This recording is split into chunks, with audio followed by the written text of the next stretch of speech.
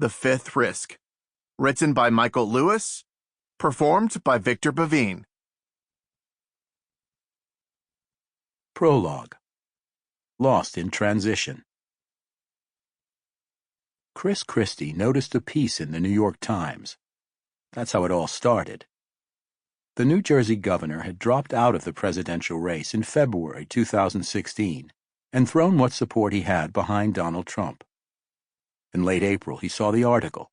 It described meetings between representatives of the remaining candidates still in the race: Trump, John Kasich, Ted Cruz, Hillary Clinton, and Bernie Sanders, and the Obama White House.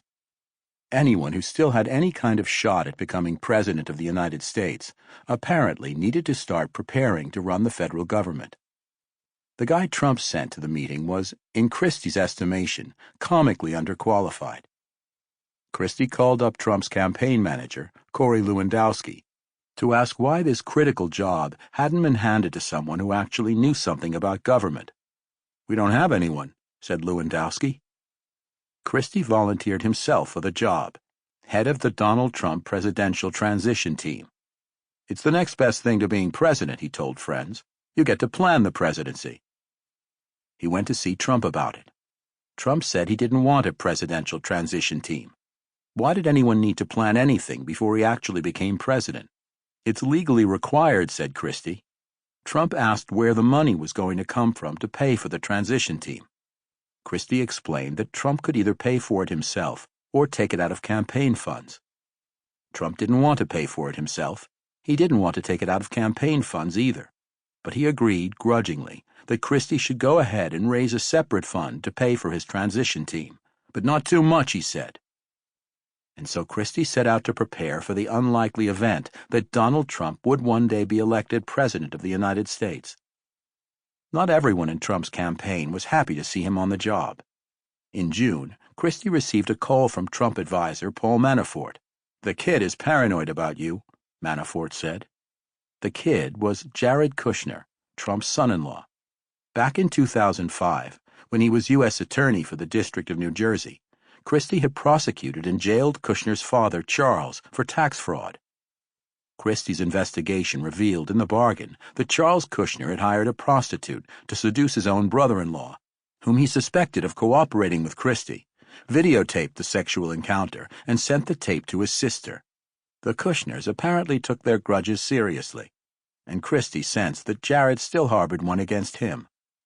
On the other hand, Trump, whom Christie considered almost a friend, couldn't have cared less.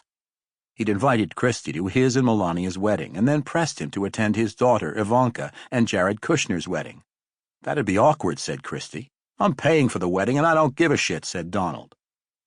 Christie viewed Jared as one of those people who thinks that because he's rich, he must also be smart.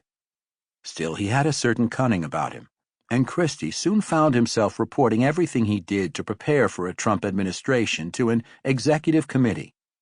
The committee consisted of Jared, Ivanka Trump, Donald Trump Jr., Eric Trump, Paul Manafort, Steve Mnuchin, and Jeff Sessions.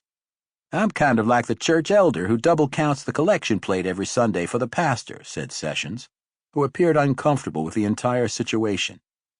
The elder's job became more complicated in July 2016, when Trump was formally named the Republican nominee. The transition team now moved into an office in downtown Washington, D.C., and went looking for people to occupy the top 500 jobs in the federal government. They needed to fill all the cabinet positions, of course, but also a whole bunch of others that no one in the Trump campaign even knew existed. It's not obvious how you find the next Secretary of State, much less the next Secretary of Transportation. Never mind who should sit on the Board of Trustees of the Barry Goldwater Scholarship and Excellence in Education Foundation. By August, 130 people were showing up every day, and hundreds more working part-time at Trump Transition Headquarters on the corner of 17th Street and Pennsylvania Avenue. The transition team made lists of likely candidates for all 500 jobs, plus other lists of informed people to roll into the various federal agencies the day after the election to be briefed on whatever the federal agencies were doing. They gathered the names for these lists by traveling the country and talking to people. Republicans who had served in government, Trump's closest advisors, recent occupants of the jobs that needed filling. Then they set about Sample complete. Ready to continue?